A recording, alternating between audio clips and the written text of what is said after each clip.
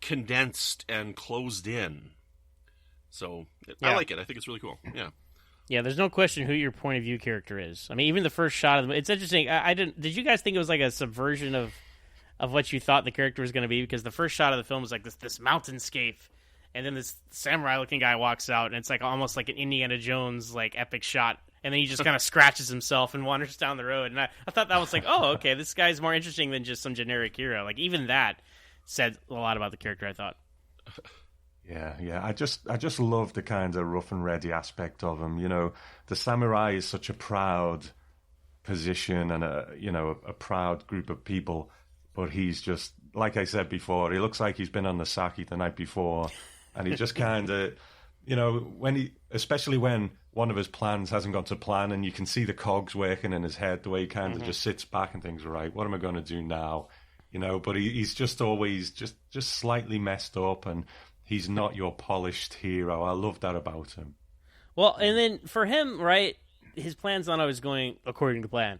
I think that's very important, too, for just the stakes of this film, because up until, 2/3 of the way through, he's just been unstoppable, right? He just killed 6 guys, he did this, he did that. But then when they find out that he is the one who double-crossed them, he gets captured and beat up, and he's in a bad place, and then he has to kind of, has the help from the Mr. Exposition, the restaurant guy, to recuperate and come back. And I think that helps a lot, because had he not had that, setback, that failure in the movie, it would have been boring, frankly, because he just would have been like, oh, well, this guy, he's on God mode in a video game. The whole movie just slicing people up to the end, right? And because he had that part where he was captured and kind of and it had to use his ingenuity, and we're going to hide in this case and this and that served a lot of just to keep you interested than if it was just some like, and I love John Wick, right? But like someone unstoppable like John Wick just killing everyone throughout the whole movie with no setbacks. Mm-hmm. Yeah, that is a great scene because, again, this note is sitting there right in front of him.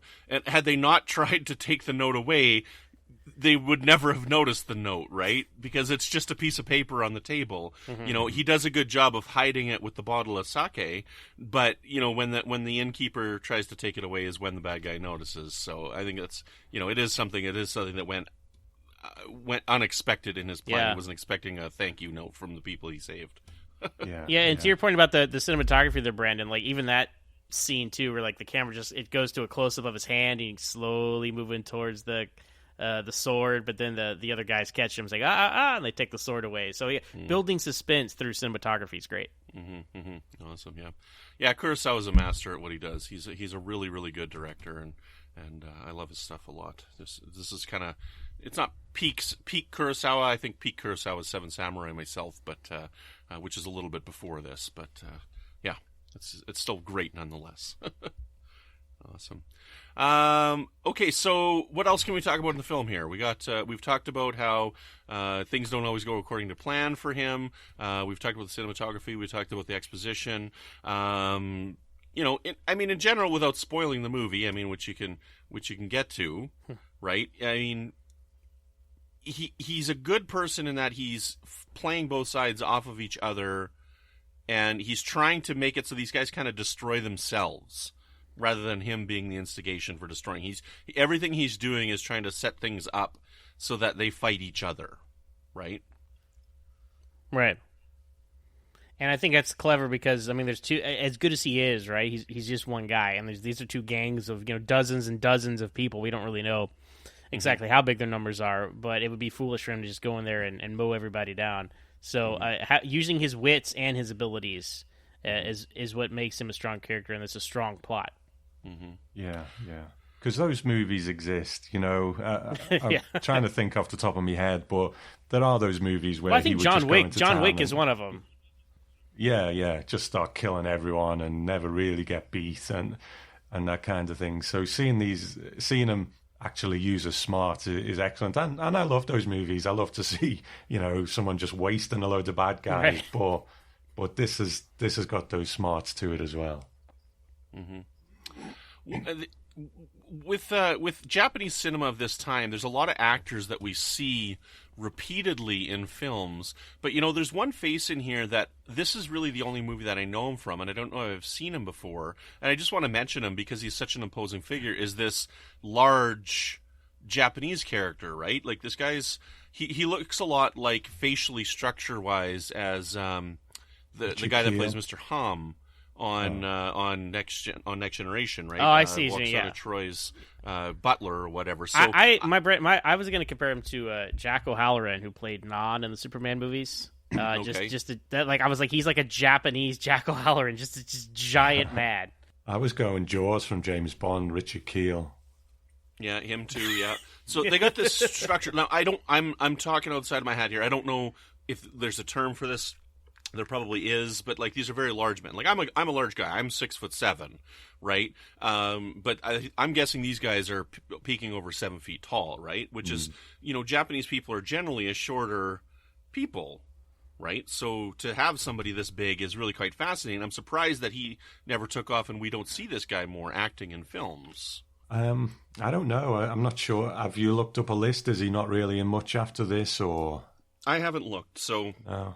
Again, I could be, but I see a lot of Japanese movies, right? So, like, I've seen a lot in the Criterion Collection, and Kurosawa was a guy who would go back to actors frequently. Like Mifune, I don't know how many Kurosawa films Toshiro Mifune's in. He's not just in samurai films; like, he's in High and Low as well, which is based on oh my goodness, what's the guy's name? I can't remember, but James something, I think. It's an American author, right? Like American hard-boiled writer turned into a Japanese film. So, and it's a modern storytelling. So yeah, I know he played Yamamoto. I don't know if Kurosawa directed that movie, but the admiral, the Navy admiral from World War II as well. So he did a lot of roles. Kurosawa, is that Midway? Perhaps, yeah. I know he played that role, but I don't know who directed it or in what movie. But I think Kurosawa was supposed to direct that one, but he didn't. Something fell through. Okay. But Kurosawa did not direct the Japanese segments of that film, but he was supposed to. Well, to your point about this guy, I kind of maybe went too many Indiana Jones movies I've seen, but I was like, oh, well, this is going to be like one of the final bosses that Sanjiro has to fight, this giant guy, right? Because he had been the main guy beating him up, and I was like, oh, he's going to get comeuppance about that. But I guess it's just a very Western film mindset I was in, because this guy was just a side character, didn't have to be dealt with one-on-one, so to speak. I think if we're talking villains, the one I really focus on, and is probably by design, is, I think his name is Unosuke, the gunfighter. Because yes. When we look at these two gangs, most of them are actually portrayed as quite idiotic. They're not the smartest tools in the box, Mm-hmm. But I think he is the one who is actually a bit of a match for Sanjuro. He also has this advantage with his gun. So he was quite a charismatic character in himself. I would like to see him in a leading role. I think he was really good as well. Mm-hmm. He's in quite a few samurai films. I've seen him several times. Yeah. So, and like Zach said, we're going to see him again in Sanjuro. Yeah, I agree with you, Tom. I think obviously having the gun set him apart, but it's like a James Bond villain, you got to have some kind of gimmick, right? And his gimmick was, in the 1860s in Japan, having a gun is a gimmick, right? Because it was more isolationist society, and I'm sure there's something there to be said about the Western influence on the country, that coming in and the violence, and just because he had a gun, I mean, he was immediately a leg up on everybody else. But I also think even without the gun, he seemed like a guy that could really go toe to toe with Sanjuro just with his wits. Mm-hmm. Mm-hmm. See, to me, the gun, when it pops out, even though I haven't seen a lot, immediately makes me think of Clint Eastwood and Western films as soon as I see that gun, because I associate those types of guns with Western type cinema. So, again, like you said, with the snake eating its own tail, it's kind of all influenced. And I'm sure that's what Kurosawa was going for when he added that trait to that character. So, And, we mentioned it briefly before, but when he's dying at the end, I thought it was a very subtle touch, but a very effective touch. You see him bleeding out and the pool of blood just expanding. I was like, wow, that is a great attention to detail that 1961, right? Yeah. The same year Psycho came out, right? When we're talking about corn syrup in the shower, right? For that kind of thing. I don't know how they've achieved this special effect per se, but I guess in black and white you can get it. It's a lot. All this violence is a lot more tasteful, than it would be like if just a big pool of blood, of red everywhere, right? It would be it have a different visceral feel to it. But yeah. Well, Psycho was 1960. Oh, and they used there you go. chocolate syrup is what they used. So, and that's the reason why that scene was the reason why they filmed the movie in black and white. Believe it or not, was because of that scene in Psycho in the shower. So, awesome. Okay, Tom, is there any other scenes or any other points that we haven't talked about yet that you wanted to address in this film? Not that I can think of. I think we've covered pretty much most of what I had in mind to talk about on this one. Zach, anything we haven't covered yet that you want to address? No, I would just say that this film is great in its simplicity, right? Because what are the stakes here? It's like some town, right? We have a point of view protagonist character, anti-hero. We literally don't know where he came from. He wanders into the frame, and then he wanders out at the end of the movie. So he's just passing through a town we don't know. This is not. They're not going to take over the country or any kind of crazy big plans. Small scale, but when you focus on the small scale, you have memorable side characters. You have compelling protagonists. It's a really simple story, but this will sound pretentious, but it's elegant in its simplicity, I think. Yeah. One of the things that I did want to mention last here is actually something right from the beginning of the film when Sanjuro walks up to that house and he gets some water, and the one son is like running away because he'd rather die young and have had a good time than live a long hard life of eating gruel and not very good food and like leading a long miserable life is the way that he sees it. They have a joke right there. I mean, like, this is what, the 1800s, right, that this movie takes place in, and they're like, kids these days, eh? It's not something that's kind of always been there, and I don't know if he's making some kind of comment there. I'm sure that he is. But, the reason why these guys are there is because of gambling, right, and they're making money off of gambling, and people want to have a get-rich-quick. So, they're willing to go and live and work with these bad people in order to have a good time and make money quickly as possible. So I think that's kind of an interesting thing to put in this era, like this 1800s era. There is some good dialogue throughout the movie, just a little commentary on things, like you mentioned, Brandon. There's off the top of my head, I can't just name them off to you, but I know that those all did kind of make me perk up and pay attention. Like, oh, they're saying some stuff here about society. I like that. Awesome, right on. Well, last thing I'm going to say is I'm thrilled we're doing this. I'm looking forward to the next one. I personally think Sanjuro's better than Yojimbo, so I'll be interested to see your guys' take on that. But these are some really cool movies, and it's a whole heck of a lot of fun. So, Zach, did we have a count in this movie?